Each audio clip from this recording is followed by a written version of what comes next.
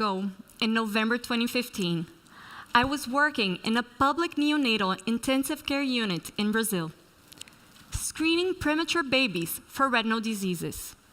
I found myself evaluating a preemie with severe microcephaly. I remember asking the nurse, what was the cause of the microcephaly? She said doctors were still investigating. The common congenital infectious diseases had been ruled out. When I examined the baby's eyes, I was struck by the lesions I saw. I thought, wow, these lesions are different from those I'm familiar with. There were rumors that the cause might be Zika. Later that week, I discussed the case with my mother, a pediatric ophthalmologist, and we decided to examine more babies with microcephaly. We set up a task force with our team, and in one day, we examined 55 babies with microcephaly. We ruled out all congenital infectious diseases, but could not confirm that Zika was causing the microcephaly, nor those ocular findings. The only thing we knew with certainty was that those ocular lesions were real, and that we were facing a new challenge. Since then, we have come a long way toward a better understanding of this new disease. The Zika virus was first discovered in 1947. Researchers isolated it from monkeys in a forest in Uganda. The Zika virus is borne by two of the most common mosquitoes in the world, Aedes aegypti and Aedes albopictus. These mosquitoes are also responsible for spreading dengue, chikungunya, yellow fever, and West Nile virus. 5 years after having been initially isolated, Zika was detected in humans for the first time. For over 50 years, Zika was considered endemic in Africa and Asia. And it wasn't thought to be harmful to humans because no major negative effects had been associated to it.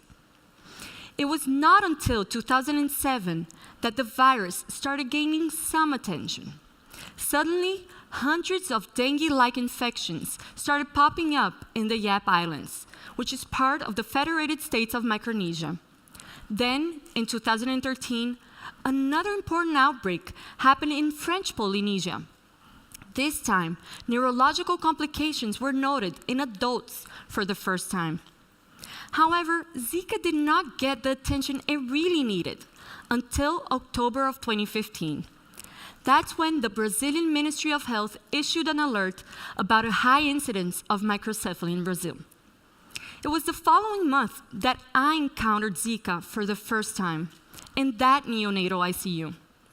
I'm an ophthalmologist from a northeastern state in Brazil called Pernambuco. Pernambuco was the first state to report microcephaly. Now, it is considered the epicenter of Zika virus infection in the Americas. After Brazil, the virus spread rapidly throughout the Americas, and this pandemic scenario led the World Health Organization to declare Zika virus a public health emergency that lasted from February to November of 2016. For me, the most alarming data is the number of countries reporting congenital Zika syndrome since 2015. The last WHO update shows that 26 countries already have confirmed cases. The congenital Zika syndrome is characterized by a broad spectrum of abnormalities, including brain malformations, ocular findings, hearing loss, and limb anomalies.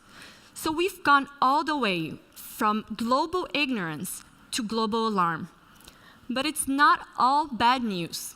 We have made important progress in fighting Zika. As a practicing retina specialist, I have observed this progress very closely, and I have helped treat many babies with congenital Zika syndrome. The first big scientific achievement was to prove that Zika was related to the microcephaly. Scientists were able to prove, using animal models, that Zika attacks cortical progenitor cells in the brain, impairing neurodevelopment. Another important accomplishment was the development of a blood test capable of confirming Zika virus infection in previously infected babies. this blood test is not perfect. It is not 100% reliable because it can present mixed results with dengue. And dengue is considered endemic in many of the affected countries, including Brazil. In addition, this blood test is still not available in many of these countries. But even with its restrictions, this blood test did enable us to confirm Zika virus infection in our previously infected babies, and to confirm the relationship of Zika with the microcephaly and those ocular findings. Originally, scientists believed that all babies with congenital Zika syndrome would necessarily present microcephaly at birth. For months, microcephaly was a required criterion for further investigations in these babies. It was not until we reported the first case of a child without microcephaly that this criterion became obsolete. Now, we routinely screen all babies with a history of Zika exposure during pregnancy or who are suspected to have congenital Zika at birth. When a normal baby is born, the visual system is not completely formed. The first year of life is considered the most important for visual development. This critical period will determine the child's visual outcome for life. It's important to know that vision itself is not only dependent upon a normal eye structure. It also depends on the brain visual system that conducts and processes the images captured by the eyes. The ocular damage caused by Zika can be quite severe, and that alone could be responsible for the visual impairment. The most common ocular finding in congenital Zika syndrome is the retinal scar that is usually located in the macula, a region of the retina responsible for our central vision. Since babies with congenital Zika syndrome may present ocular findings and may also have neurological issues, we were not surprised to find out that these babies had severe visual impairment. However, what impressed us were those cases that did not present ocular findings and still presented severe visual impairment. This led us to the conclusion that the brain damage in congenital Zika syndrome is responsible for a greater share of the visual impairment, characterizing the cortical visual impairment.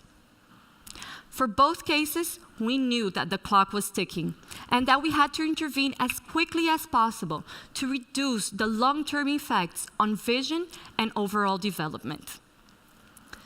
We were very fortunate to have a rehabilitation center in the capital of Pernambuco state to provide care to these babies with congenital Zika syndrome. This is not the reality of many states in my country. As soon as we realized that we had to do something, we put together a multidisciplinary team. We recruited 9 different kinds of specialists, ranging from ophthalmologists to neurologists to speech and language therapists. Little by little, we started assessing the different needs of these children and their families and setting up protocols. One of the first things we had to deal with was the inconsolable cry that these babies presented. When we asked mothers or caregivers about the cry, they would say something like, "It is unbearable," or "I don't know how to soothe my baby," or even, "My baby won't stop crying and I'm going crazy." Later, we were able to identify some of the reasons that led these babies to cry nonstop. Some of them were crying due to compulsory seizures, others to severe reflux and dysphagia.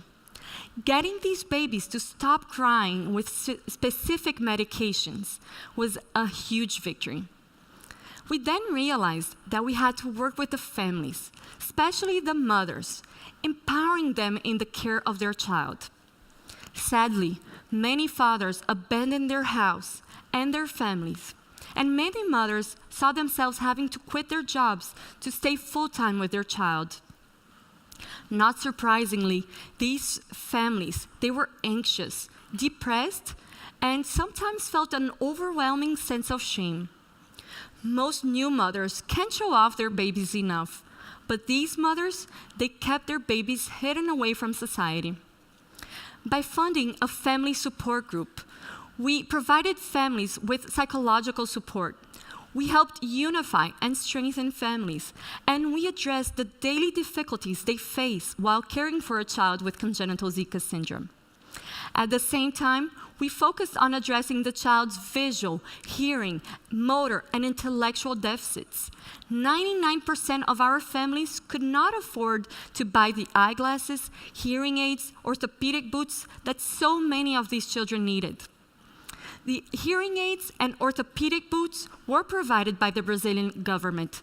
However, to acquire the eyeglasses, the foundation I work with did many local campaigns, sensitizing the population to help raising funds to cover for the costs. In addition, these children need constant motor, visual, intellectual, and hearing therapy. One of our strategies at our center was to teach mothers how to be active participant in their child's treatment. We offer constant workshops where we teach mothers how to make high-contrast toys, how to use these toys to stimulate their child's visual, hearing, and motor skills, and how often they should do each exercise at home. In these past 2 years, we have seen many surprises. Our babies have surprised us in every single way. One of the first surprises has been life expectancy. When we started seeing the severity of most of the cases, we simply assumed that these babies would pass away in their first months of life. In our institution, we have examined 285 babies with congenital Zika syndrome, and in the past 2 years, only 5 of them died. Another important aspect that we have learned is that due to the broad spectrum of congenital Zika syndrome, these babies need individualized treatment focused on their special needs and impairments. With time, we were able to manage most of the irritability, seizures, reflux, and dysphagia. And we have also observed important progress in other areas, such as vision and motor development. Children that would not open their eyes for months are now exploring the environment. Children that would not follow objects now do. Some children are gaining cervical control, while others are starting to walk.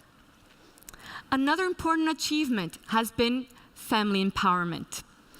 Mothers and caregivers have become our perfect allies, and they have helped treat their own child. They are our best allies. This ongoing Zika epidemic reminds us how vulnerable we are as humans and society.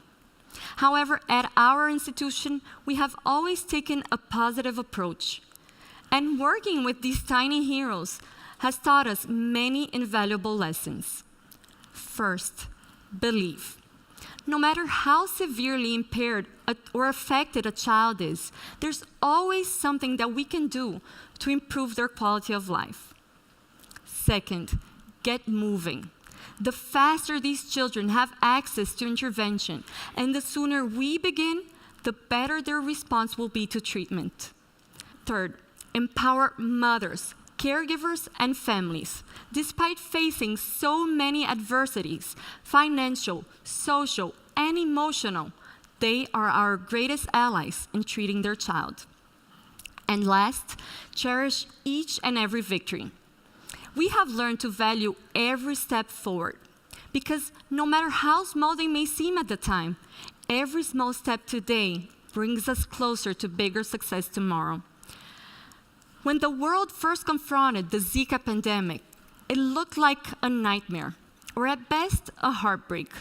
However, congenital Zika syndrome has taught us that even the most devastating medical conditions can have a much more hopeful outcome when we combine the power of a determined team and the commitment of brave parents. Thank you.